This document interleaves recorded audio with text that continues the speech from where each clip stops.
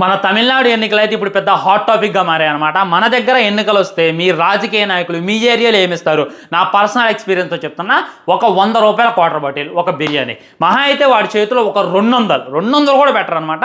నేను పర్సనల్గా చూసాను, నాకే అసహ్యం దిగింది. దీనికోసం అమ్ముడిపోయి ఓటేయడం ఎందుకు, వాడి దగ్గర ఆ డబ్బులు తీసుకోవడం ఎందుకు అని చెప్పి నాకే చిరాకు వచ్చి నాకేం వద్దురా బాబు అని చెప్పి నాకు నచ్చిన వాళ్ళు కొట్టేశాను అనమాట. కానీ ఇప్పుడు తమిళనాడులో ఓటేయాలంటే ఏం చెందో తెలుసు, ఒకసారి వీడియోలో చూడండి.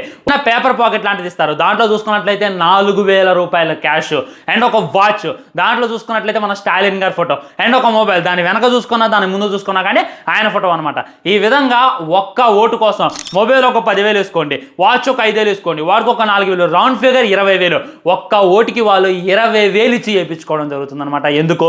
ఇప్పుడు తమిళనాడులో చూసుకున్నట్లయితే ప్రతి పార్టీ మేం గెలుస్తాం అని చెప్పి ముందుకు వస్తున్నారు. బీజేపీ అయినా, మన విజయ తలపతి గారైనా, స్టాలిన్ గారి పార్టీ అయినా పోటీ పడుతున్నాయి. దీనికోసం జనాల్ని ఆకట్టుకోవడం కోసం ఈ విధంగా చేస్తున్నారు. చాలా మంది ఆశ్చర్యపోతున్నారు, అసలు ఇన్ని డబ్బులు వీళ్ళు ఎలా ఇవ్వగలుగుతున్నారు, ఎందుకు ఇవ్వయ్యా? వాళ్ళు ఏమైనా వాళ్ళ ఇంట్లో డబ్బులు ఇస్తున్నారా, వాళ్ళ ఆస్తిని కరగబెట్టిస్తున్నారా? మన డబ్బులే కదా ఇచ్చేది. సో వాళ్ళు ఈ రేంజ్లో ఇస్తున్నారంటే ఇంకా ఏ రేంజ్లో దోచుకుంటారు అనేటటువంటిది ఆలోచించుకోవాలి. అలా ఆలోచించుకోవడం బంద్ చేసి, అరే మా దగ్గర ఎందుకురా ఇన్ని డబ్బులు ఇవ్వట్లేదు, వాళ్ళకి ఎందుకు నన్ను డబ్బులు ఇస్తున్నారు అని చెప్తుంటే నాకైతే కామెడీగా అనిపించింది, సీరియస్లీ కామెడీగా అనిపించింది. ఈ విధంగా తమిళనాడు ఎన్నికలు అయితే బాగా హాట్ టాపిక్గా మారింది.